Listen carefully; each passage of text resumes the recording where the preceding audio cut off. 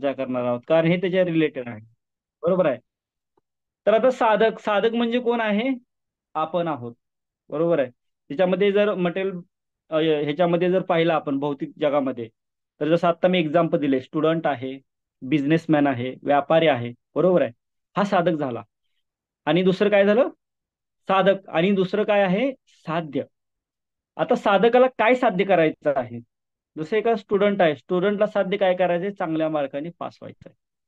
व्यापाऱ्याला साध्य काय करायचंय? त्याचा बिझनेस मोठा, त्याला मोठ्या स्तरावरती न्यायचा आहे. बरोबर आहे. पण हे जे सर्व गोष्टी आहेत त्या काय आहेत? नाशवंत आहेत. बरोबर आहे. तर आपण जे भक्त आहेत, त्या भक्तांना ह्या गोष्टीची साधना नाही करायची. आपल्याला आपल्याला साधना कशाबद्दल करायची? की भक्तीबद्दल.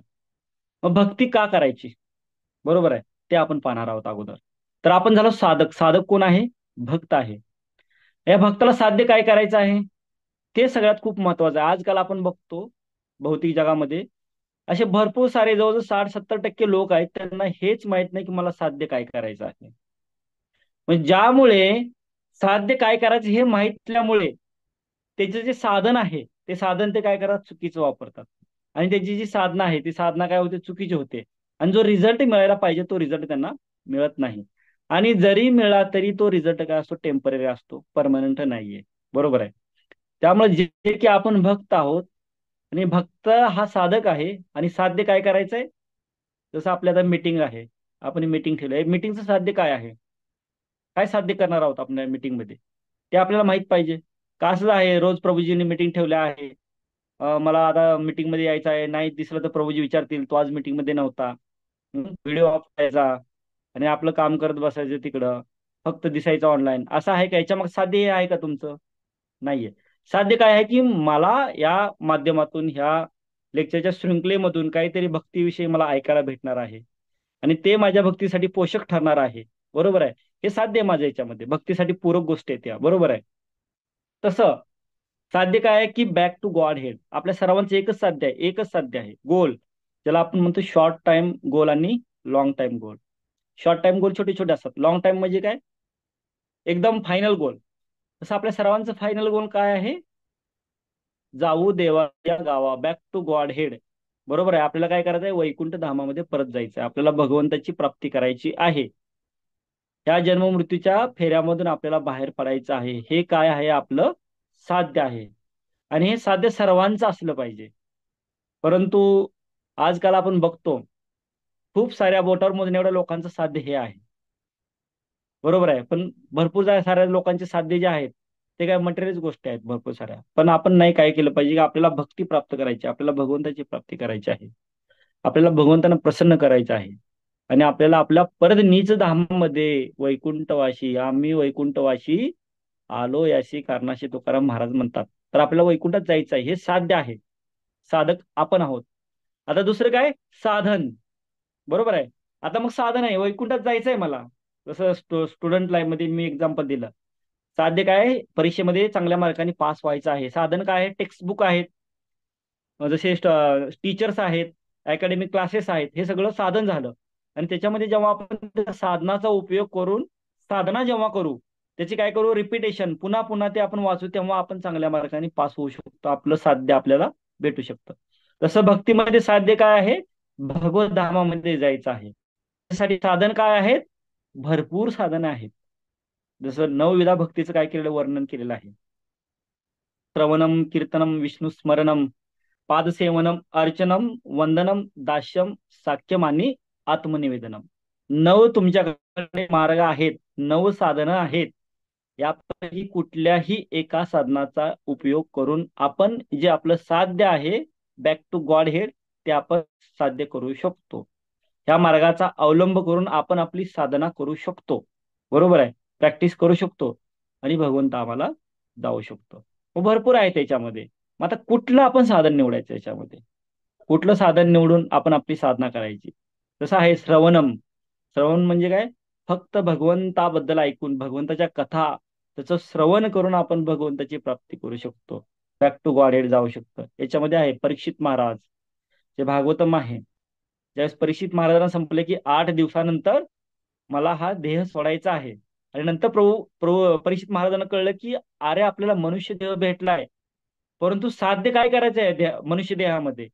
परीक्षित महाराजांनी हा प्रश्न नारद मुनींना विचारला. नारद मुनी सांगितले की साध्य काय आहे की भगवत धामामध्ये परत जायचं आहे. मग काय साधन आहे नारद मुनींना विचारलं. सिंपल आहे की काय करा, भगवंताबद्दल तुम्ही श्रवण करा हे सांगितलं. आणि परीक्षित महाराजांनी मग आपण व शौनकादी मुनींनी हे काय केलंय की जी भागवत सांगितलं आणि फक्त श्रवण करून त्यांनी काय केली, भगवंताची प्राप्ती केली. आणि त्या श्रवणासाठी त्यांनी साधना केली. किती दिवस? एकाच जागी 7 दिवस बसले होते, उठले नव्हते परीक्षित महाराज. बरोबर आहे. एकाच जागी बसून 7 दिवस साधना करून श्रवणाची, आणि मग काय केलं त्यांनी, भगवंताला प्राप्त केलेलं आहे. तसं दुसरं आहे कीर्तनम. शुभदेव गोस्वामी आहेत, त्याचं वर्णन करून आपण काय करतो, भगवंताची प्राप्ती करू शकतो. विष्णू स्मरणम, स्मरण करून, भगवंताचं स्मरण करून, जो नाम जप आहे, नाम जप करून प्रल्हाद महाराज, प्रल्हाद महाराजांचं उदाहरण आहे. प्रल्हाद महाराजांनी काय केले की फक्त स्मरण करून भगवंतांना काय केलेलं आहे, प्राप्त केलेलं आहे. बरोबर आहे. दुसरं आहे पाद सेवनम, लक्ष्मी जी आहेत. बरोबर आहे. नंतर आहे अर्चनम, पृथ्वीराजा आहेत. तर वंदनम, अक्रूरजींनी काय केलं, वंदन करून भगवंताची प्राप्ती केलेली आहे. दास्य भावामध्ये आपण भगवंताची सेवा करू शकतो, साधना करू शकतो. त्याचं उदाहरण म्हणजे काय, हनुमान जे आहेत. बरोबर आहे. साख्य भावामध्ये अर्जुनांनी काय केली, भगवंताची सेवा केली, साधना केली. आणि शेवटचा स्तर म्हणजे काय, आत्मनिवेदनम, ज्याच्यामध्ये बली महाराज येतात, त्या वृंदावनच्या गोपी आहेत, जे व्रजवासी आहेत, ते आत्मनिवेदनमध्ये येतात. हे भक्तीचे स्तर आहेत. मग जेवढं जेवढं आपण खाली जाऊ तेवढं तेवढं ते काय अवघड आहे, आणि तेवढं ती गोष्ट सूक्ष्म आहे आपल्याला समजण्यासाठी. मग कलियुगामध्ये एकदम सिंपल आहे की काय, फक्त भगवंताचं स्मरण करून आपण काय करू शकतो, भगवंताची प्राप्ती करू शकतो. याच्यामध्ये आपण साधना करू शकतो आणि भगवंताला प्राप्त करू शकतो. बरोबर आहे. तर हे काय झालं, साध्य साधन. आपण 9 साधन बघितली. आता कुठलेही एक साधन तुम्ही निवडा. तसं कली काळासाठी काय सांगितलेलं आहे की कली काले नामरूपे कृष्ण अवतार. कलियुगामध्ये भगवान श्रीकृष्ण आपल्या नावाच्या रूपामध्ये अवतारित आहेत. आणि आपण बघतो की हरे नाम हरे नाम केवलम कलो व नास्ते व नास्ते व गतिरन्यता. या कलियुगामध्ये हरिनामाशिवाय दुसरा पर्याय नाही. त्यामुळे हा जो मार्ग आहे साधनेचा, तो आपण स्वीकारू शकतो. हे साधन आपण स्वीकारून आपली साधना करू शकतो. आता हे झालं साध्य, साधक, साधन. आता आपला मूळ विषय जो आहे तो साधना. आता कशा प्रकारे आपण साधना करायची आहे, जेणेकरून हे जे ध्येय आहे ते ध्येय मी काय करू शकतो, प्राप्त करू शकतो. तर सर्वांनी अगोदर आपलं जे लक्ष आहे ते लक्ष ठेवायचं आहे की माझं लॉंग टाइम गोल, माझं लॉंग टाइम जे साध्य आहे ते काय आहे, भगवंताची प्राप्ती करणं. आणि तरच आपण काय करू शकतो, त्याला प्राप्त करू शकतो. तर बरोबर आहे. मग साधना करायची. तर त्याच्या अगोदर सगळ्यात महत्वाचं म्हणजे काय की हे आपण लक्षात घेतलं पाहिजे की आपण या भौतिक जगामध्ये आहोत, आपण मायेच्या अधिपत्याखाली आहोत. मग कुठला जरी आपण साधन निवडलं तर त्या साधनाचा उपयोग, त्या साधनेवरती, सॉरी, त्या साधनाचा उपयोग करून आपण अ, साधना कशी करू शकतो. बरोबर आहे. तर आपण 3 गुणाच्या अधिपत्याखाली आहोत. एक काय, रजोगुण, एक काय आहे, तमोगुण, आणि दुसरा काय आहे, सत्वगुण. बरोबर आहे. मग सत्वगुणामध्ये साधना करणं एकदम काय आहे, सोपं आहे. बरोबर आहे. पण आपल्याला तमोगुणातून रजोगुण, रजोगुणातून सत्वगुणापर्यंत आपल्याला काय करायचं आहे, पोहोचायचं आहे. तरच ही जी साधना आहे ती साधना आपण काय करू शकतो, व्यवस्थित करू शकतो. म्हणजे तिन्ही गुणाचं काय जास्त वर्णन करायची गरज नाही. सर्वांना माहित आहे की कुठले, म्हणजे रजोगुणामध्ये कोण येतात, तमोगुणामध्ये कोण येतात. बरोबर. जे आळशी लोक आहेत, साधना करणे आळशी लोकांचं काम आहे का हो? नाही. भले तुम्ही स्पिरिच्युअली असो किंवा मटेरियल असतो, तिथं आळशी लोकांचं काम नाही. येते पाहिजे जातीचे येड्या गाबाळाचे नाही काम. साधना कोणाचंही काम नाहीये. बरोबर आहे. मग तमोगुणामध्ये राहून आपण अजिबात साधना नाही करू शकत, कारण या गुणातले लोक सर्व काय असं आळशी असतात. रजोगुणामध्ये रजोगुणामध्ये जे लोक आहेत ते मटेरियल सेन्स ग्रॅटिफिकेशनच्या पाठीमागे धावतात नेहमी. नेहमी आपलं काय करतात ते, जे ज्ञानेंद्रिय आहेत, जे इंद्रियाचे चोचले पूर्ण आहेत, जसं अपोजिट सेक्स, अट्रॅक्शन, फेम, नेहमी त्यांना फेमस व्हायचं असतं. बरोबर आहे. लोभ, असे लोक असतात. आणि जे सत्वगुणामधले जे लोक आहेत, ते सत्वगुणाचे लोक काय असतात की याच्या पलीकडे, ह्या 2 गुणाच्या पलीकडे, आणि नेहमी ते काय करतात, भगवंताविषयी चर्चा करतात. बरोबर आहे. आणि नेहमी जे शाश्वत सुख आहे त्या सुखाच्या पाठीमागे धावतात, ना की ह्या टेम्पररी सुखाच्या पाठीमागे. त्यामुळे आपण काय करायचं, सत्वगुणामध्ये राहून काय केली पाहिजे, आपली साधना केली पाहिजे. आता सत्वगुणामध्ये राहायचं म्हणजे नक्की काय करायचं. बरोबर आहे. तर आपण काय करायचं की जसं आपला सिंपल आहे, एबीसीडी फॉर्म्युला सर्वांनाच माहित आहे. बरोबर आहे. ए फॉर असोसिएशन, बरोबर आहे. आपण काय केलं पाहिजे, नेहमी चांगल्या भक्तांचा काय केला पाहिजे, संघ केला पाहिजे. बरोबर आहे. सत्वगुणी लोकांमध्ये राहिलं पाहिजे. सत्वगुणामध्ये लोकांमध्ये राहून आपण काय केली पाहिजे, आपली साधना केली पाहिजे. आपण आता दररोज जसं बेसमध्ये आहे, बेसमध्ये काय करतो, दररोज आपण उठतो सकाळी लवकर. तुम्ही कुणी ऑब्झर्व करा. जसं आता माझा एक्सपिरियन्स आहे, जेव्हा जेव्हा मी बेसमध्ये असतो किंवा मंदिरामध्ये जातो, तिथं जी होती ती साधना एकदम सहजासहजी होऊन जाते. स्पेशल एफर्ट्स घ्यायची गरज नाही पडत. साहजिक आपले ती साधना होऊन जाते. पण ती जर आपण घरी करण्याचा प्रयत्न केला तर घरी कठीण जातं.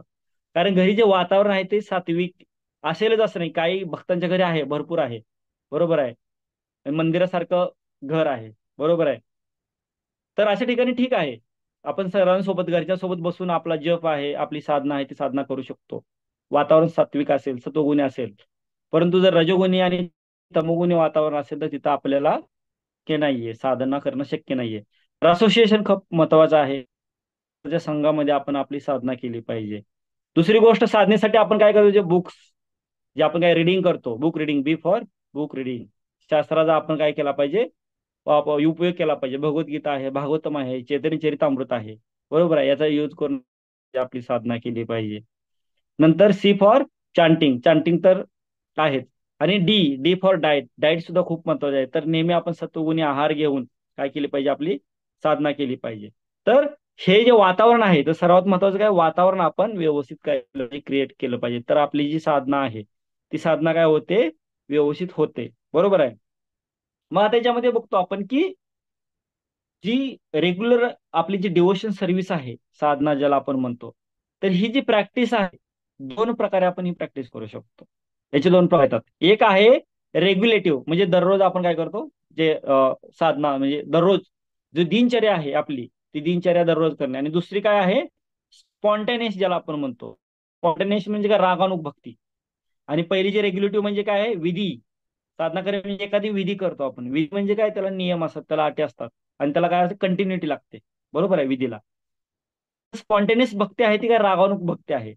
मग या रागानुग भक्तीमध्ये आता दोघांमधला फरक काय आहे, जाणून घेऊया आपण. की विधिवत भक्ती करणं, ज्याला आपण रेग्युलेटिव्ह सर्व्हिस म्हणतो, डिव्होशनल सर्व्हिस.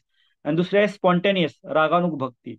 तर पहिलं काय, रेग्युलेटिव्ह भक्ती, जे विधिवत भक्ती आहे, त्याच्यामध्ये आपण काय करू शकतो, की गुरुच्या ऑर्डर्स, कोणीतरी आपल्याला काय करतं सांगतं. जेव्हा आता आपण इस्कॉन मध्ये आलो, असं आहे का मनामध्येच मला साक्षात्कार झाला आणि मी अचानक काय केलं, भगवंताचे जप करायला लागलो वगैरे, असं काय आहे का, नाहीये. तर कोणीतरी मला सांगितलं, कोणीतरी हा मार्ग दाखवला. आणि कोणाच्या तरी सांगण्यावरून कोणीतरी माझा डिव्हाइस घेतला, कोणीतरी पथप्रदर्शक गुरु भेटले मला. बरोबर आहे. शिक्षा गुरु भेटले, दीक्षा गुरु भेटले. आणि मग मी काय करू लागलो, माझी साधना करू लागलो, माझी भक्ती करू लागलो. तर इथं काय करतात, जे गुरु असतील आपले, हे गुरु काय करतात, आपला ऑर्डर देतात. कोणाच्या सांगण्यावरून आपण काय करतो, साधना भक्ती आहे, ही साधना भक्ती काय करतो, विधिवत ज्याला आपण म्हणतो, रेग्युलेटिव्ह प्रिन्सिपल्स, ते आपण फॉलो करतो. बरोबर आहे. ते याच्यामध्ये काय ड्युटी आहे, आपलं कर्तव्य आहे. बरोबर आहे. जसं आता बघा, जसं मंदिरात प्रभू जे आहेत, आपल्या घरचे नियम वेगळे असतात, बेसचे नियम वेगळे असतात आणि मंदिराचे नियम वेगळे असतात. स्टँडर्ड आहे प्रत्येक गोष्टीचं. बरोबर आहे. कारण मी आधी सांगितलं की साधना करणे म्हणजे काय, एक स्टँडर्ड असते. स्टँडर्ड आपल्याला काय करावं लागतं, फॉलो करावं लागतं.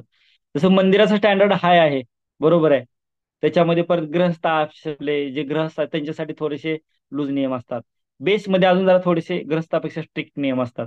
मग ते ते नियम आपण फॉलो करून आपण काय करतो, आपलं ज्या ड्युटीज आहेत त्या ड्युटीज फॉलो करतो. जसं मंदिरामध्ये आहे, अ, आता एखादी पुजारी सेवा करायची, पुजारी सेवा करायची म्हणजे प्रभू किती उठावं लागतं, 3 वाजता, 2:30 किंवा 3 वाजता. मी बघतोय असं, जसं बघतोय असं. म्हणजे मी काय अतिशयोक्ती करत नाहीये. मी जसं समजा, जेव्हा जेव्हा मी बीडमध्ये आलो किंवा पंढरपूरमध्ये असेल किंवा बेसमध्ये असेल, जेव्हा जेव्हा मी बेसमध्ये प्रभूजी सोबत आहे, असं एकदाही मला नाही जाणवलं की मी प्रभूजींना उठताना पाहिलेलं आहे, म्हणजे झोपीत पाहिलेलं आहे. त्या कधी उठतात आणि कधी ते त्यांच्या सेवेला गेलेले असतात ते माहित नसतं. बरोबर आहे. कारण हे काय, ही एक दिवसाची गोष्ट नाहीये. एक आज कित्येक वर्ष, जवळजवळ 15 ते 20 वर्ष झालं प्रभूजी हे कंटिन्युटी करतायत. आणि त्यामुळे त्यांना इथे इझी जातं. कारण साधनेमध्ये तेच आहे, जेव्हा तुम्ही रिपिटेशन तीच तीच तीच तीच गोष्ट रेग्युलेटिव्ह करता. कारण रेग्युलेशन महत्वाचं आहे. सुरुवातीला असं नाही की तुम्ही एकदमच काय घेतलं पाहिजे, ग्रेस घेतली पाहिजे. सुरुवात त्यामुळे आपल्याला बेसमध्ये आल्यानंतर काय करतात, अगोदर तुम्ही काय करा, 2 जप करा म्हणतात. नंतर 4 माळा जप करा म्हणतात, नंतर 8 माळा जप कर म्हणतात, आणि नंतर आपण 16 माळावरती येतो. असं नाही की पहिल्या दिवशी, असं नाही की पहिल्या दिवशी 16 माळा करू शकत नाही, करतो आपण. पण त्याची जे रेग्युलेटिव्ह आहे ते रेग्युलेशन आपण ठेवू शकत नाहीये. बरोबर आहे. तर ते रेग्युलेशन असणं खूप महत्वाचं आहे. त्यामुळे साधनेमुळे सगळ्यात पहिल्या महत्वाची गोष्ट म्हणजे काय, रेग्युलेटिव्ह. जसं आपण म्हणतो की रेग्युलेटिव्ह प्रिन्सिपल्स, ते फॉलो करणं खूप महत्वाचं आहे. बरोबर आहे. कमी करा पण दररोज करा, कंटिन्युटी ठेवा. तर तुम्ही काय करा, ग्रॅज्युअली ग्रॅज्युअली ग्रॅज्युअली आपण काय करू शकतो, ते त्याच्यामध्ये आपण काय होऊ शकतो, आपलं प्रभुत्व आपण मिळवू शकतो. बरोबर आहे. तसं आपल्याला जर सांगितलं सुरुवातीला की आज 2 वाजता उठा, 2:30 वाजता उठा, 3 वाजता उठा, 1 2 3 दिवस आपण उठू शकतो. चौथ्या किंवा 5व्या दिवशी आपल्याला नक्कीच काय होणार, हेल्थ प्रॉब्लेम होणार आहे, अपचन होणार, ऍसिडिटी होणार. बरोबर आहे. परंतु जे लोक, जे भक्त ऑलरेडी ही प्रोसेस कित्येक वर्षानुवर्ष करत आहेत, त्यांच्यासाठी काय हे सहज आहे. बरोबर आहे. हे सहज त्यांच्याकडून होऊन जातं. का आहे, कारण त्यांची ही साधना आहे. मग जेवढं आपण, कारण साधना आणि सेवा, जेवढं आपण साधना जास्त करू तेवढं आपण सेवेमध्ये निपुण होऊ. आणि जेवढं आपण सेवेमध्ये निपुण होऊ तेवढी आपली साधना काय होणार आहे, चांगली होणार आहे. कारण ह्या एक दोघावरती पूरक, एक दोन्हीवरती पूरक अशा गोष्टी आहेत. चांगली साधना झाली तर चांगली सेवा होणार आहे, आणि चांगली सेवा झाली तर चांगली साधना होणार आहे. कारण साधनेमध्ये सुद्धा खूप आपल्याला ऑब्स्टेकल येणार आहेत. साधनेमध्ये जसं आपण जप करतो, जप करताना सुरुवातीला आपल्याला खूप मनामध्ये विचार येतात. बरोबर आहे. मग आपण प्रभूजींना प्रश्न विचारतो, प्रभूजी मला जप करताना खूप विचार येतात, माझं मन स्थिर राहत नाहीये, माझं मन इकडे तिकडे डायव्हर्ट होतं, ह्याच्यावरती काय उपाय आहे? याच्यावरती उपाय हाच आहे की जप करणे. त्याचं सोल्युशन काय आहे, की कंटिन्युटी जप करत राहा, करत राहा, करत राहा, करत राहा. प्रभुपादांनी सांगितलं की फक्त तुम्ही काय करा, करत राहा. एक दिवस असा येईल की तुमचा जप शुद्ध होईल. बरोबर आहे. आणि मग मग एकदा का जप शुद्ध झाला, एकदा का आपली साधना व्यवस्थित झाली, तर आपोआप आपली जी सेवा आहे, इतर ज्या काही गोष्टी आहेत त्या आपोआप काय होणार आहेत, व्यवस्थित होणार आहेत. आणि सेवा करताना एकदा का आपल्याकडून गपलत झाली, अपराध झाला, की परत त्याचा परिणाम आपल्या काय होतो, साधनेवरती होतो. मग अचानक एका दिवशी वैष्णव अपराध झाले, काय झालं की जपामध्ये मन नाही लागत, मग आपलं मन डायव्हर्ट होतं. तर ह्या दोन ज्या गोष्टी आहेत एकमेकावरती पूरक आहेत, एकमेकावरती डिपेंड आहेत. त्यामुळे ह्या गोष्टी आपण काय केल्या पाहिजे, व्यवस्थितरित्या आपण काय केली पाहिजे, आपली साधना केली पाहिजे, जप केला पाहिजे. बरोबर आहे. तर आपण काय पाहत होतो की विध स्पॉन्टेनियस आणि रेग्युलेटिव्ह साधना. बरोबर आहे. दुसरं आहे स्पॉन्टेनियस. आता स्पॉन्टेनियस याच्यामध्ये आपण जी भक्ती करून साधना करतो त्याच्यामध्ये काय व्हॉलेंटरी आपण पुढे येतो. आपल्याला कोणी सांगत नाहीये, काय सांगायची गरज नाहीये की तू भक्ती, तू जप कर वगैरे. तर आपण काय करतो, व्हॉलेंटरी पुढे येतो आणि आपण काय करू शकतो, करतो, भक्ती करतो. जसं व्रजवासी आहेत, ते वृंदावनवासी आहेत, व्रजवासी आहेत, ज्या गोपी आहेत, त्या गोपीला कुणी सांगितलं का, नाहीये. तर नुसतं भगवंताचा बासरीचा आवाज जरी ऐकला तरी ते काय करायचं, पळत. मग त्यांना भान सुद्धा राहत नव्हतं की त्या भगवंताकडे अट्रॅक्ट व्हायच्या. तर ही त्यांची जी भक्ती आहे ते रागानुग भक्ती आहे. व्हॉलेंटरी ते काय करायचे, सिलेक्ट करायचे काय करायचं आपल्याला. पण तसं विधी भक्तीमध्ये नाही, आपण कोणाची तरी ऑर्डर फॉलो करतो. बरोबर आहे. आणि ते आपण भक्ती करू शकतो. जसं एक्झाम्पल आहे विधी भक्तीमध्ये ध्रुव महाराज. ज्यावेळेस ध्रुव महाराज, बरोबर आहे, त्यांच्या आईनी त्यांच्या वडिलांच्या डोक्यावरती त्यांना ढकलून दिलं आणि सांगितलं की तू याच्या योग्य नाहीये, तू अगोदर योग्य बन आणि मग तू काय कर, तुझ्या वडिलांच्या मांडीवरती बस. फक्त ते काय झालं, ध्रुव महाराजांनी मनामध्ये ठेवलं. साधक होते. आणि साध्य काय होतं, की मला अशी जागा पाहिजे, मला अशा पोझिशनवरती पोहोचायचं आहे जिथून मला कोणीही ढकलून देणार नाहीये, की मी माझ्या वडिलांच्या मांडीवरती बसू शकतो. असं हे साध्य मनामध्ये घेऊन ते काय केले, बाहेर पडले. आणि काय केले, त्यांना गुरु भेटले. कोण, नारद मुनी. आणि नारद मुनींना त्यांनी विचारलं की माझे साध्य आहे, मला काय करायचं आहे, भगवंताची प्राप्ती करायची आहे. आणि भगवंताची प्राप्ती करायची आहे, तर तुम्ही मला काय करा, मार्गदर्शन करा. मग नारद मुनी सांगितलं कशा प्रकारे भगवंताची प्राप्ती करायची. मग सांगितलं की त्यांना साधना करायला. ध्रुव महाराजांनी भगवंताचं काय केलं, नामस्मरण केलं. आणि भगवंताला त्यांनी काय केलं, प्रसन्न केलं. असं नाही की एका दिवसामध्ये, कठोर त्यांनी तपस्या केली, कठोर साधना केली, आणि भगवंतांना त्यांनी प्रसन्न केलं. तर काय केलंय, नारद मुनींनी गुरुची ऑर्डर होती, त्या ऑर्डरच्या आधिपत्याखाली राहून ध्रुव महाराजांची साधना केली. पण इथं जर आपण बघितलं तर जे रागानुग भक्ती आहे, त्या रागानुग भक्तीमध्ये तर आपण आपोआप सहजी काय होतं, की आपण भगवंताकडे अट्रॅक्ट होतो. बरोबर आहे. आणि आणि दुसरी गोष्ट जी विधिवत भक्ती आहे, त्याच्यामध्ये आपण काय करू शकतो, की त्याच्यामध्ये सगळ्यात महत्वाचं आपल्याला फेथ पाहिजे, श्रद्धा. जे गुरु आपल्याला सांगतात, जे गुरु ऑर्डर देत आहेत, बरोबर आहे, त्यांच्यावरती सगळ्यात महत्वाची आपली पाहिजे, की जे ते सांगतायत ते मला फॉलो करायचं आहे. जर तुमची श्रद्धा नसेल तर तुम्ही व्यवस्थित साधना करू शकणार नाही. आणि दुसरे महत्वाचं म्हणजे काय, फिअर. याच्यामध्ये काय असतं की फेथ आणि फिअर ह्या दोन गोष्टी येतात विधिवत भक्तीमध्ये, रेग्युलेटिव्ह सर्व्हिसमध्ये. काही आपण भीतीपोटी करतो, बरोबर आहे, काही भीती. पण जर रागानुग भक्ती पाहिलं तर याच्यामध्ये काय नॅचरली आपण काय करतो, जी ग्रीड असते, जी इच्छा आहे, लोभ आहे, ते काय करतो आपला वाढतो. आणि भगवंताला भगवंताचं काय म्हणतो, भगवंताला साध्य करण्यासाठी आपली काय होते, लोभ आपल्या मनामध्ये निर्माण होतो आणि आपण ती गोष्ट करतो, बरोबर आहे. मग एक्सटर्नली जर बघितलं तर हे जे विधी आहे आणि रागानुग भक्ती, या दोन्ही एक्सटर्नली काय सेमच दिसतात, बरोबर आहे, ऍक्टिव्हिटी सेमच आहेत. ते पण काय करतात, नामस्मरण करतात भगवंताचं, आपण पण नामस्मरण करतो, बरोबर आहे. दोन्ही एक्सटर्नली सेम आहेत, परंतु इंटरनली जर आपण पाहिलं तर याच्यामध्ये फरक आहे. कसा फरक आहे? फक्त एक बेसचा नियम आहे की सकाळी 4ला उठणे, म्हणून मी काय करतोय, उठतोय. आणि रोज 16 माळा जप केलाच पाहिजे, म्हणून मी काय करतोय, जप करतोय. आता वरवर काय दिसतंय, हा लवकर उठतोय, जप करतोय, एक्सटर्नली काय आहे, सेम आहे. परंतु आतला जो भाव आहे, खरंच माझं भगवंताप्रती तेवढं काय अट्रॅक्शन आहे का, मी तेवढा तिकडे ओढला गेलो आहे का, तर हे आपण पाहिलं पाहिजे. याच्या पाठीमागचं जे ध्येय आहे ते खूप महत्वाचं आहे. जे रागानुग भक्तीमध्ये जे योगी असतात ते काय अट्रॅक्टिव्ह झाले असतात भगवंताकडे, तर ते काय पूर्ण भगवंताकडे अट्रॅक्टिव्ह झाल्यामुळे ते काय करतात, त्यांचा जो भाव आहे तो भाव आहे काय उच्च आहे. मग असं नाहीये की आपण डायरेक्ट रागानुभक्तीमध्ये आपण नाही जाऊ शकत, आपण डायरेक्ट रागानुभक्ती नाही करू शकत. तर त्याच्या अगोदर विधिवत रेग्युलेटिव्ह सर्व्हिस करूनच एक दिवस असा आहे, ग्रॅज्युअली ग्रॅज्युअली आपण काय करू शकतो, भक्ती करून करून करून ह्या रेग्युलेटिव्ह डिव्होशनल सर्व्हिसची प्रॅक्टिस करून, ही साधना करून आपण काय करू शकतो, रागानुभक्तीपर्यंत पोहोचू शकतो. नाहीतर आपण डायरेक्ट नाही पोहोचू शकणार. तर हे खूप काय आहे, महत्वाचं आहे.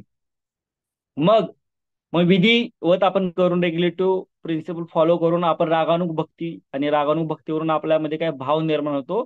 आणि भावभक्तीनंतर प्रेमभक्ती असे भक्ती स्तर आहे, बरोबर आहे.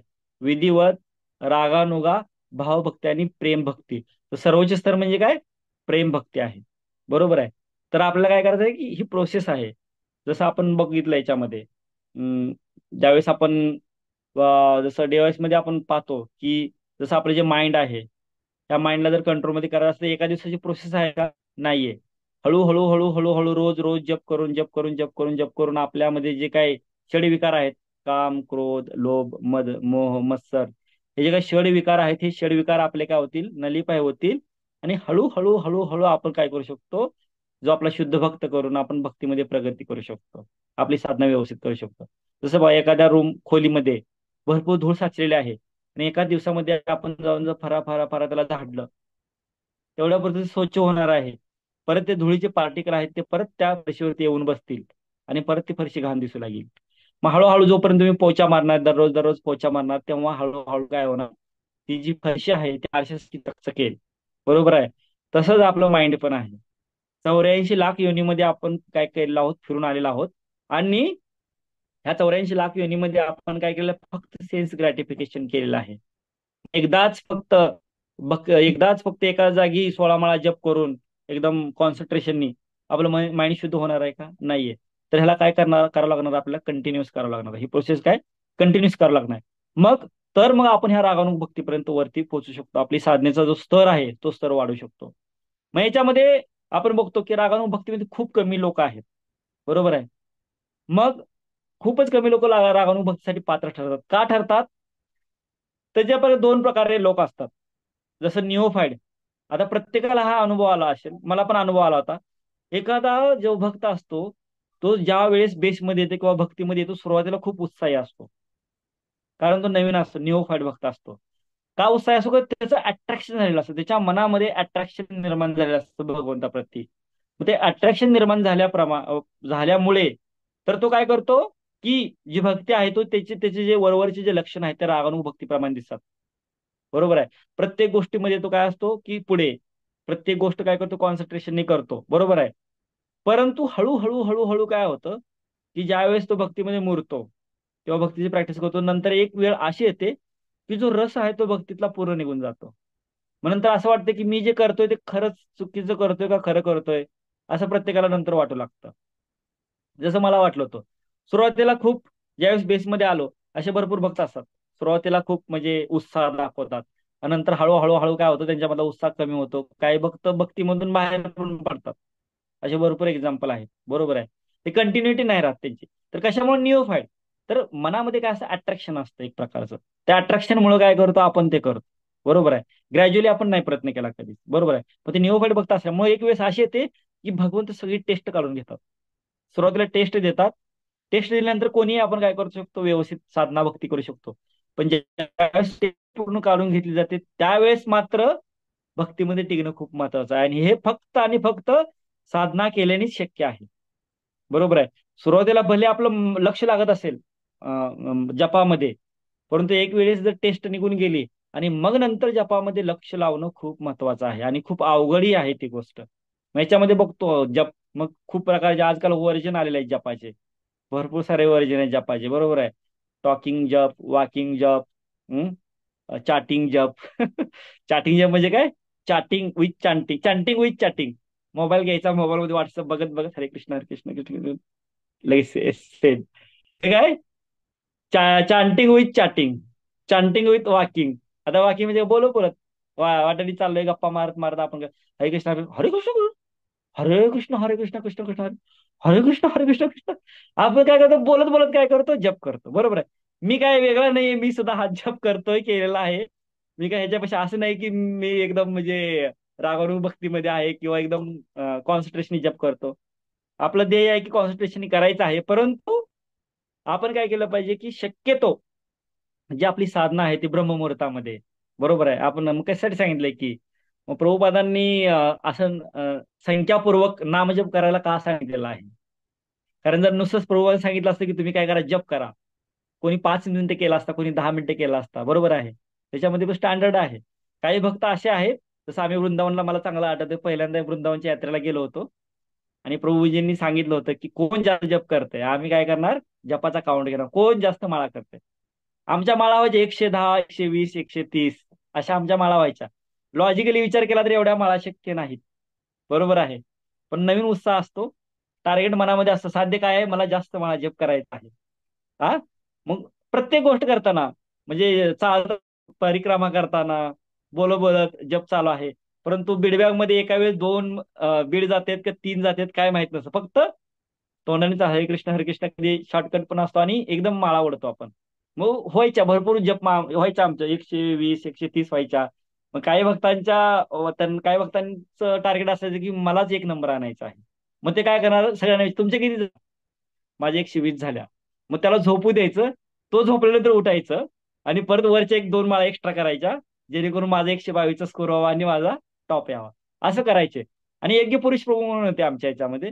यज्ञ पुरुष प्रभू, तुमचे 120 माळा होतातच कशा? हा, मग प्रभूजीला, प्रभूजी असं कसं काय शक्य आहे? एक माळ जप करायला किती वेळ लागतो? 7 मिनिटं लागतो. हा, 7 मिनिटं लागतो. मग मग 120 भागिले 7 करा, किती माळा होते बघा, म्हणजे किती मिनिट लागतात बघा त्याला म्हटले. सर 120 माळा गुणिले 7 करा, एवढे मिनिटं, एवढे मग दिवसात मिनिटं आहेत का?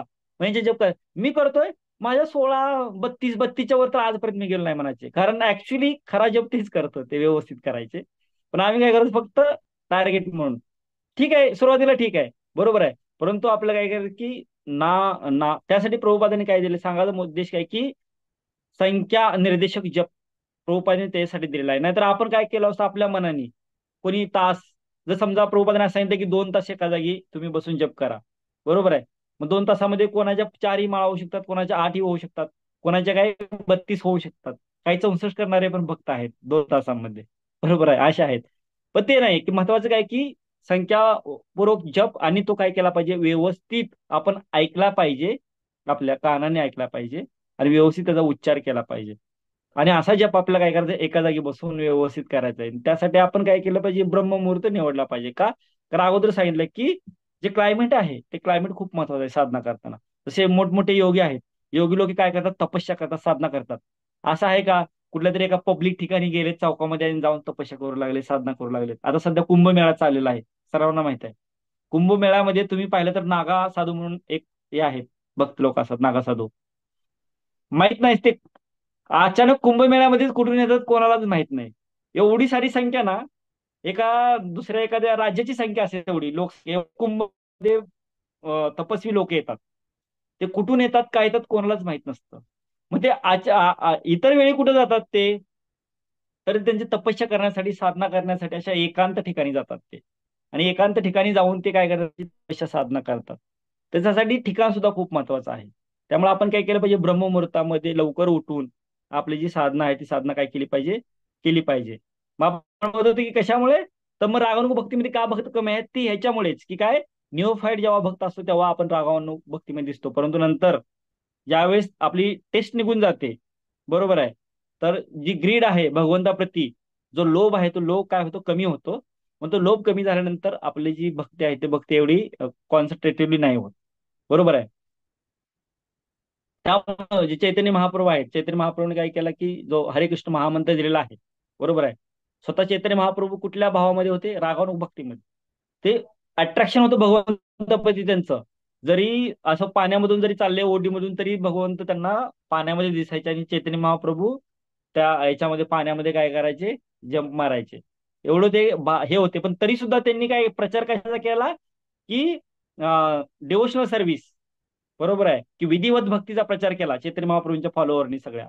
का, कारण त्यांना माहित आहे की लोकांच्या मनामध्ये भगवंताप्रती एवढं ग्रीड नाहीये, एवढं अट्रॅक्ट नाहीये, एवढे जेन्युइन ग्रीड नाहीये.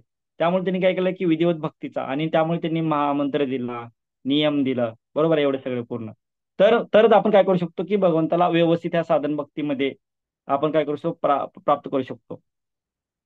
तर काय केलं पाहिजे, जी की इंटेन्सिव्हिटी आहे आपली, ती इंटेन्सिव्हिटी आपण काय केली पाहिजे, वाढवली पाहिजे. जे ध्येय आहे ते ध्येय प्राप्त करण्यासाठी, बरोबर आहे. मग आपण म्हणतो जसं शिक्षाष्टकामध्ये आहे ना, नैनम गलदश्रुधारया वदनम गदगद हृदया गिरा पुलकै निश्चितम वपु कदा तव नाम ग्रहणे भविष्यती. मग चैतन्य बाबा काय म्हणतात की असा कधी अशी वेळ येईल जेव्हा मला तुमचं नाव घेतल्यानंतर माझ्या नयनामधून, माझ्या डोळ्यामधून काय होतील, अश्रुधारा वाहतील, आणि माझं हृदय जे आहे तुमच्या भक्तीने असं गदगद झालं पाहिजे, बरोबर आहे. तर असा असा स्तर आहे तो माझ्यामध्ये कधी येणार आहे, आणि आपल्या सर्वांना ह्या स्तरावरती जायचं आहे. प्रभूजी काय सांगताय तुम्ही, तर आमच्या एका जागी बसून 16 माळा जप करायला आम्हाला 2-4दा उठावं लागतं, आणि ह्या स्तरापर्यंत आपण कधी पोहोचणार आहोत. ह्या स्तरापर्यंत पोहोचून जसं सांगितलं की विधी, रागानुगा, भावभक्ती, आणि मग प्रेमभक्ती, आणि मग आपल्याला मुक्ती. अजून आपण काय पहिल्याच विधीमध्ये आहोत, विधिवत भक्तीमध्येच आहोत, आणि इथं आपल्याला काय, इथंच आपण प्रॅक्टिस करण्याचा प्रयत्न करत आहोत. मग एक दिवसाची प्रोसेस नाही, 84 लाख वेळा आपण इतर गोष्टी केलेत, आणि आता कुठेतरी भक्तीमध्ये आलेलो आहे. त्यामुळं हा नक्की, पण एक गोष्ट आहे की आपण ह्या प्रोसेसमध्ये आलेलो आहोत. त्यामुळे आज एक ना एक दिवस ही प्रोसेस काय होणार आहे, आपली कम्प्लीट होणार आहे. परंतु इतर जर लोक बघितलं तर ह्या प्रोसेसमध्ये सुद्धा नाहीयेत, बरोबर आहे. त्यांना हेच माहित नाहीये की मला काय साध्य करायचं आहे, बरोबर आहे. साध्य काय करायचं तेच त्यांना माहित नाहीये, बरोबर आहे. त्यामुळे काय केलं पाहिजे, आपल्याला साध्य तरी माहित झालेलं आहे, आपल्याला साधन सुद्धा दिलेले आहेत, बरोबर आहे. तर आपल्याला काय करायचं, फक्त त्या साधनाचा उपयोग करून आपली जी साधना आहे ती साधना आपल्याला काय करायचंय, व्यवस्थित करायची आहे. म्हणजे एक एक वेळेस तामलकृष्ण महाराजांनी काय केलं होतं, प्रभुपादांना प्रश्न विचारला होता याच्याद्वारे, लेटरद्वारे. त्याच्यामध्ये काय म्हणतं की what determines whether a devotee goes to a Vaikuntha planet or Goloka Vrindavan. ते काय विचारतात की हे कशावरती ठरलं जातं, की जसं आपलं साध्य काय आहे की भगवंताच्या धामामध्ये जाणं. साध्य कशावर ठरतं की कोण वैकुंठात जाणार आणि कोण गोलोक वृंदावनामध्ये जाणार. मग उत्तरामध्ये प्रभुपाद त्यांना सांगतात की जो काय करतो रेग्युलेटिव्ह प्रिन्सिपल्स, रेग्युलेटिव्ह सर्व्हिस आहे, जो विधी भक्तीचा मार्ग अवलंबतो आणि याच्याद्वारे आपली साधना करतो, असे लोक काय करतात, असे जे भक्त आहेत ते वैकुंठामध्ये जातात, वैकुंठ प्लॅनेटमध्ये जातात. आणि जे रागानुग भक्तीचा उपयोग करून आपली साधना करतात, भक्ती करतात, असे लोक काय करतात, असे भक्त कृष्ण लोकांमध्ये जातात. आणि जे चैतन्य महाप्रभूचे जे फॉलोअर आहेत ते फॉलोअर काय करतात, गोलोक वृंदावनामध्ये जातात. असं प्रभुपाद काय करतात, त्यांच्या आन्सरमध्ये प्रभुपाद लेटरमध्ये लिहितात. तर काय, मग आपण जी सध्या साधना करतोय की काय, विधिवत भक्तीमध्ये करतो आपण, बरोबर आहे, रेग्युलेटिव्ह प्रिन्सिपल्स फॉलो करून. तर असे जे भक्त आहेत ते काय करतात, वैकुंठ धामामध्ये जातात. आणि नंतर हळूहळू हळूहळू मग ग्रॅज्युअली आपण काय करतो, तो प्रोग्रेस करून हळूहळू उच्च स्तरावर भक्तीच्या आपल्या सर्वांना जायचं आहे, बरोबर आहे. त्यामुळं तर महत्व काय, साधनेचं एवढं महत्व काय आहे आपल्या याच्यामध्ये, कारण इंग्रजीमध्ये एक म्हण आहे, ते काय आहे, the more you sweat in peace the हा the more you sweat in peace then less you bleed in war. म्हणजे काय, जेव्हा शांततेच्या काळामध्ये जेवढं तुम्ही काय कराल, जास्त घाम गाळाल, जास्त प्रॅक्टिस कराल, तेवढंच युद्धामध्ये तुमचं काय होणार आहे, कमी रक्त जाणार आहे. बरोबर आहे. मग ह्याला जर आपल्याला भक्तीसोबत जर आपण कनेक्ट करायचं म्हटलं तर कसं करावं लागेल आपल्याला? The more you sweat doing our sadhana the less will bleed at the time of death.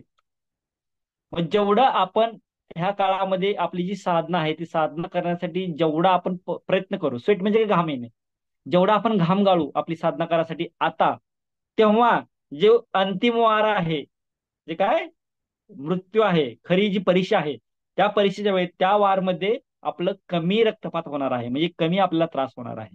तर शेवटी आपल्याला काय करायचं आहे की बघून अंतकालेचे मामेव स्मरण नुकता कलेवरम, की जेव्हा अंतकाळी जर तुम्ही माझं नाव घेतलं तर तुम्ही काय करणार, माझ्या धामाला प्राप्त होणार आहात. मग जर मर्त्यक्षणी अंतकाळी जर आपल्याला भगवंताचं नाव घ्यायचं असेल, भगवंताचं आपल्याला मनामध्ये नाव आणायचं असेल, तर त्यासाठी आपण काय केलं, अगोदर ती प्रॅक्टिस केली पाहिजे. असं नाही की डायरेक्ट उठलो आणि मी युद्धभूमीमध्ये गेलो आणि युद्ध करायला लागलो. नाही, त्याच्या अगोदर आपल्याला काय करायचंय, प्रॅक्टिस पाहिजे भरपूर. आपल्याला त्याची काय करायची की प्रॅक्टिस करायची, त्याची साधना करायची. तर जेवढी तुम्ही स्ट्रॉंग साधना करणार, तेवढं युद्धभूमीमध्ये ते तुम्हाला इझी जाईल आणि तुमचं ब्लड काय होणार आहे, कमी तिथं जाणार आहे. तसंच भक्तीमध्ये सुद्धा आहे. आता जेवढी आपण स्ट्रॉंग साधना करू, आणि स्पेशली याच्यामध्ये ब्रह्मचर्य आश्रम मध्ये, म्हणजे वयाच्या 25 वर्षापर्यंत सर्व ब्रह्मचर्य आहेत, लग्न होईपर्यंत सर्वजण त्या आश्रम मध्ये आहेत. आपल्या स्टुडंट लाईफ असेल, बरोबर आहे, याच्यामध्ये जेवढा शक्य होईल तेवढे आपण काय केलं पाहिजे, स्ट्रॉंग साधना करण्याचा प्रयत्न केला पाहिजे. आणि ही आपली स्ट्रॉंग साधनाच काय आहे, आपल्याला उद्या भक्तीमध्ये काय करू शकते, सस्टेन करू शकते. नंतर एकदा मंदिरातून आपण बाहेर गेलो, किंवा आपण एकदा का बेसमधून बाहेर पडलो, हा एकदा भक्त संघामधून बाहेर पडलो, तर तिथं साधना करणं किंवा तिथं भक्ती करणं खूप कठीण जाणार आहे. मला चांगलं आठवतं की प्रभूजी आम्हाला नेहमी सांगायचे की समजा बेसमध्ये एखादा जर विद्यार्थी समजा आजारी पडला तर त्यांनी काय केलं पाहिजे, मंगळारतीला आलं पाहिजे की नाही आलं पाहिजे, आम्ही असा प्रश्न विचारला. प्रभूजी म्हणले आला पाहिजे. का? उलट आजारी पडल्यावर ते अगोदर आला पाहिजे. तर भगवंत काय म्हणतात, हा आजारी पडून सुद्धा काय केलेलं आहे, माझ्या मंगलारतीला आलेला आहे. त्यामुळे अजून भगवंत काय होतात, अशा व्यक्तींवरती, अशा भक्तांवरती काय होतात, प्रसन्न होतात. आणि अजून एक प्रभूजींनी सांगितलं होतं की ज्या दिवशी तुमच्याकडून काय होईल, एक मॉर्निंग तुम्ही आता मंदिरात राहिले आहात किंवा बेसमध्ये आहात, आणि त्या दिवसाची तुमची मंगल आरती बोललेली आहे किंवा बेसमधली मंगल आरती बोललेली आहे, मॉर्निंग प्रोग्राम बोललेला आहे, त्यावेळेस तुम्ही समजायचे की माझी भक्तीमध्ये अधोगती चालू झाली. ते मला चांगलं आठवतं, प्रभूजींनी आम्हाला सांगितलं होतं. तर जेव्हा जेव्हा आपण मंदिरामध्ये असू, जेव्हा जेव्हा आपण बेसमध्ये, तेव्हा आपण मॉर्निंग प्रोग्राम केला पाहिजे, मंगल आरती केली पाहिजे, अटेंड केली पाहिजे, अजिबात आपण ते मिस नाही केली पाहिजे.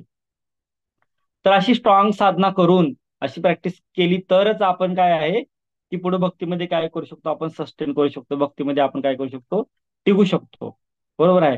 नाहीतर खूप डिफिकल्ट आहे भक्तीमध्ये टिकणं. त्यामुळं साधनेचं एवढं महत्व काय आहे, कारण जसं आपण महाभारतामध्ये बघितलेलं आहे, तसं जे द्रोणाचार्य आहेत, गुरुद्रोण आहेत, गुरुद्रोण काय सर्वांना समान शिक्षा देत होते. असं नाही की त्यांनी अर्जुन सर्वश्रेष्ठ धनुर्धारी झाला आपण ज्याला म्हणतो, असं आहे का अर्जुनाला स्पेशल शिक्षा दिली, स्पेशल क्लासेस होते, कॉलेज नंतर काय एक्स्ट्रा क्लास लावले, होम ट्युशन होतं, असं होतं का? नाहीये. तेच भक्त, तेच गुरु, तेवढाच वेळ सगळ्यांना काय केले, द्रोणाचार्यांनी शिक्षा दिली. पण कोण सर्वश्रेष्ठ गदाधारी झाला, कोण सर्वश्रेष्ठ धनुधारी झाला, तर कशामुळं? त्यांच्या साधनेमुळे. पण त्यांनी जी केली त्याच्यावरची साधना होती, साधना खूप स्ट्रॉंग होती, आणि त्या साधनेमुळे जो अर्जुन आहे तो काय झाला, सर्वश्रेष्ठ धनुधारी झाला. मग सुरुवातीला सांगितलं की द्रोणाचार्यांनी सगळ्यांना सांगितलं की झाडावरती चिमणी ठेवली, प्रत्येकाला धनुष्य बांध दिला, आणि तुला काय दिसतंय म्हणले, प्रश्न विचारायचे चालवायच्या अगोदर. तर सगळेजण वेगवेगळे आन्सर दिले, पण फक्त अर्जुनाने सांगितले की मला फक्त आणि फक्त काय करतो, त्या चिमणीचा डोळा दिसतो. बरोबर आहे. तर एवढी काय होती, अर्जुनाची साधना होती, म्हणून तो सर्वश्रेष्ठ धनुधारी झाला. बरोबर आहे. तसंच आपण सुद्धा जी आपली भक्तीची साधना आहे, ती भक्ती साधना ध्रुव महाराज असतील, प्रल्हाद महाराज असतील, यांच्यासारखी आपण कठोर साधना केली पाहिजे. तर मग भक्तीमध्ये आपण काय करू शकतो, टिकू शकतो. नाहीतर मग परत खूप कठीण जातं याच्या बाहेर राहून भक्ती करणं. जसं संघ आहे, संघाच्या बाहेर जाऊन भक्ती करणं खूप कठीण आहे. अशी खूप आम्ही तर भरपूर असे एक्झाम्पल बघितलेले आहेत की बेसमध्ये एकदम स्ट्रॉंग भक्त आहेत, एकदम सगळं फॉलो करतात, परंतु बाहेर गेल्यानंतर आता काय, की भक्ती म्हणजे अजिबात भक्ती करत नाही, सगळं भक्ती सोडून दिलेलं आहे.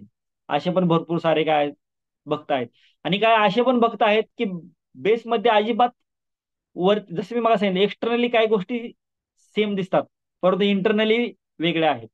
असे पण काही भक्त होते की असं ते काही सिन्सिअर दिसत नव्हते, असं एकदा जास्त काही सिन्सिअर दाखवलं, परंतु जे ते करत होते ते मनापासून, हृदयापासून आणि कंटिन्युटीने करायचे. असं नाही की 16 माळा जप एकाच जागी बसून करायचे, 4च माळा करायचे पण कंटिन्युटली करायचे. असे भक्त आता दीक्षित झालेले आहेत. बरोबर आहे, भक्तीमध्ये कनेक्ट आहे. असं वाटलंही नव्हतं की हे भक्त पुढे जाऊन दीक्षित होतील किंवा भक्तीमध्ये एवढी प्रगती करतील. आणि असे पण भक्त होऊन गेले की खूप, आता हे असं होईल की ब्रह्मचर्य आश्रमापर्यंत जातील, पण त्यांचं सुद्धा परत फॉल डाऊन झालेलं आहे. तर का? कारण जी साधना आहे ती साधना काय रेग्युलेटिव्ह नाही केली, रेग्युलेशन नाही ठेवलं. तर सगळ्यात महत्वाचं काय, रेग्युलेशन ठेवणं खूप महत्वाचं आहे साधनेमध्ये. म्हणजे जेव्हा आपण रेग्युलेशन ठेवू, तेव्हाच जी साधना आहे ती साधना आपल्याकडून व्यवस्थित होऊ शकते. आणि आपले जे साध्य आहे ते साध्य आपल्याला प्राप्त होऊ शकतं. मग साधन काय निवडायचं, आणि साध्य तर सर्वांचं एकच आहे, एकच आहे, फक्त साधना अनेक आहेत. मग योग्य साधन निवडून त्याची साधना जर आपण व्यवस्थित केली, दररोज केली, तर आपण काय करू शकतो, भक्तीमध्ये टिकू शकतो. आणि शेवटी जे शेवटचं जे युद्ध आहे आपलं, मृत्यूचं युद्ध, त्या मृत्यूच्या युद्धामध्ये आपला जो कमी रक्तपात होणार आहे आणि सहजासहजी आपण त्याच्यावरती विजय प्राप्त करू शकतो. आणि भगवंत आम्हाला आपण परत जाऊ शकतो. तर आपण इथं थांबूया. कोणाचा काही प्रश्न असेल, काही टीका असेल, टिप्पणी असेल, तर करू शकता.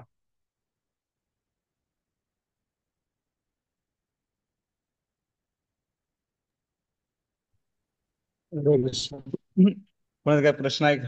तर खूप सुंदर साधना किती महत्वाचं आहे त्याविषयी श्रीवा सांगन प्रभूजी. खूप सिनियर पण आहेत आणि खूप सिन्सिअर पण आहे म्हणा. आणि स्वतः एमटेक केलेले बरं का, खूप शिकलेला व्यक्ती पण आहे. आणि प्रचार खूप सुंदर करतो. आणि खूप लोकांना बघ कृष्ण भावनेत पण आलेला आहे. उत्साही बघतो म्हणून साधनाविषयी तुम्हाला दिलं, कारण का खूप उत्साह आहे त्याच्यामध्ये. अशी उत्साह टिकून ठेवायचा आहे, असं प्रचार करायचा आहे. तर आपल्या येत्या 11 फेब्रुवारीला आपलं जे व्हॉट्सअप ग्रुप आहे, जे साधना स्कोर जे आहे, पण 16 माळा करणाऱ्या भक्तांसाठी आहे, काही नवीन मुलांसाठी आहे, असे वेगळे ग्रुप आहेत. जे 16 माळा करणाऱ्या मुलांसाठी, म्हणजे जे ग्रुप चालू करून बरोबर अं, अं, 11 फेब्रुवारी 2021,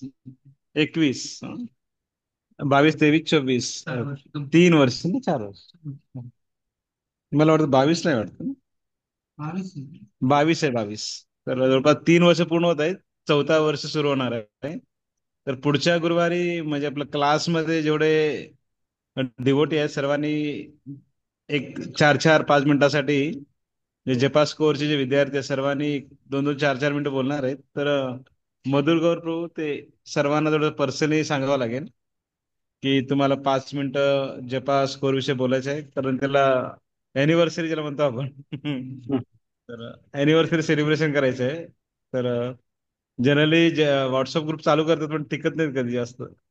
महिना, 2 महिना, 3 महिने, 4 महिने करतात, पण व्हॉट्सअप ग्रुप खूप स्पेशल आहे बरं का. त्या ग्रुप पण दुसरं काहीच नसतं, नुसतं जपास्कोर असते. म्हणजे फोटो नसतात, फक्त आपला विकली लेक्चरचे फोटो असतो, बाकी काही नसतं, कोणी काय टाकत नाही. खूप सिन्सिअर मुलं आहेत सर्व त्यामध्ये. आणि जपा स्कोअर एकदम पक्का बसून 16 माळा करणारे मुलं वगैरे साधनामध्ये. तर साधना करून किती प्रगती झाली, तर त्याविषयी सुद्धा थोडासा आपला अनुभव खरंच शेअर करायला पाहिजे, जेणेकरून स्वतःचा अनुभव ऐकून लोकांना इन्स्पिरेशन मिळते नाही का. तर गृहस्थांचा एक ग्रुप आहे, ते गृहस्थ लोक सुद्धा आपला फीडबॅक देऊ शकतात. आईबापच्या मुलांसाठी एक ग्रुप आहे, त्यांनी फीडबॅक देऊ शकतात. आणि एक नवीन मुलांसाठी पण आहे, ते 1 ते 8, 10, 12 माळा करणारे मुलं पण आहेत. त्यांच्यासाठी एक न्यू म्हणून एक ग्रुप आहे, त्यामध्ये सुद्धा बरेच 40, 50, 60, 70, 80 मुलं असतील ना. जवळपास मला वाटतं सगळे गृहस्थ, आय पण न्यू आय 200 मुलं तरी असतील, 150-200 मुलं आहेत त्यामध्ये, जे रेग्युलर चॅटिंग स्कोर टाकतात. अरे वा. मग न्यू मधले पक्के झाले की होल्ड मध्ये टाकतात. होल्ड मध्ये तिकडेच राहतात, म्हणून कुठे जात नाहीत ते. तर असं खूप छान. आणि ग्रहस्थांमध्ये सुद्धा सगळे 16 माळा करणारेच आहेत ते गृहस्थ ग्रुपमध्ये पण. तर असं साधना स्कोर खूप सुंदर एक मेंटेनन्स आहे. मधुर गौर प्रभू करतात. झालं. मी स्वतः सुद्धा बघत असतो कोण किती माळा करतो, किती मी रोज जपास करून मांडत असतो म्हणा. ज्याने जप राहिला असेल त्यांना मी मेसेज पाठवत असतो तुम्ही जपास करून राहिलाय म्हणून. तर त्यामुळे खूप सुंदर तिला मेंटेन पण झालेलं आहे. तर 11 तारखेला अॅनिव्हर्सरी आहे, त्याचं 3 वर्ष पूर्ण, 4था वर्ष पदार्पण होतोय व्हॉट्सअप ग्रुपचा. तर सेलिब्रेशन करणार आहोत आपण. तर गेट टुगेदर सर्वांनी एकत्र यायचे, गुरुवारी करू आपण, कारण त्या 11 तारखेला तर शक्य नाही. 11 तारीख मंगळवार आहे, पण बुधवार गुरुवारी पासून आपण ते सेलिब्रेशन 1-2 आठवडे आपण सर्वांना अनुमोदन. तर मधुर गौर प्रभू सर्वांचे म्हणजे एक घेतील, मग वेळ घेतील त्यांच्याकडून. मग 2-2, 3-3 मिनिटं बोलतील ते डिवोटीज. आपलं अनुमोदन करतील, जपाविषयी बोलतील. मग बघूया किती, 1 आठवडा 2 आठवडे चालतील तसं बघूया आपण. ओके. तर मधुर मधुर गौर आहे का काय? तर ओके, काय अनाउन्समेंट असं सांगू शकता मग काय? आणि जसं साधना कार्ड आपण भरतो, बरोबर आहे. साधना कार्डामध्ये आपण पाहिलं तर दररोज साधना कार्ड भरायला सुद्धा मार्क दिलेले आहेत. ते किती महत्वाचं आहे, कारण काही काही कसं होतं की आज माझी साधना झाली नाहीये, माझा स्कोर कमी आहे, मग मी भरू की नको. बरोबर आहे, त्यामुळे काही जण भरत नाहीयेत. परंतु झिरो जरी असला तरी आपण काय केलं पाहिजे, दररोज तो भरला पाहिजे. जसं आता प्रवीण सांगत होते की प्रत्येक जण काय करतं, आपला स्कोर पाठवतो जपाचा. बरोबर, असं नाही आपण विचार केला पाहिजे की माझ्या कमी जप झाला, माझा स्कोर कमी आहे, मग मी आज नाही पाठवणार, नाही. तर ही स्व कंटिन्युटी खूप महत्वाची आहे. त्यामुळे साधना कार्ड मी त्याला पॉईंट दिलेत की रेग्युलर तुम्ही भरा. बरोबर आहे, कंटिन्युटी खूप महत्वाची आहे याच्यामध्ये.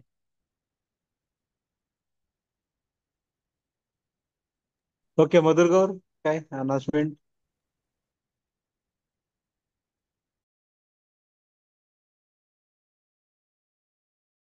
अरे बोल, म्यूट कर. आवाज येत नाही मधुर गौर. माईक चालू कर.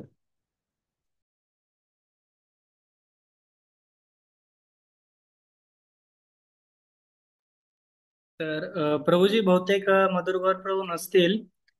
तर आता अनाउन्समेंट पुढच्या सेशनचेच असतील. तर त्याचं ग्रुपमध्ये काय आलं नाही, आपण लवकरात लवकर त्याचं पोस्टर वगैरे बनवल्यावर ग्रुपवर टाकू प्रभू. चालेल. वांछा कल्पतरुभ्यश्च कृपा सिंधुभ्यैव च पतितानां पावनेभ्यो वैष्णवेभ्यो नमो नमः. अनंत कोटि वैष्णव वृंद की जय. नामाचार्य श्री हरिदास ठाकुर की जय. शिल प्रभुपाद की जय. शिल गुरुदेव की जय. प्रभूजी तुमच्याकडनं मीटिंग एंड करा विठलानंद.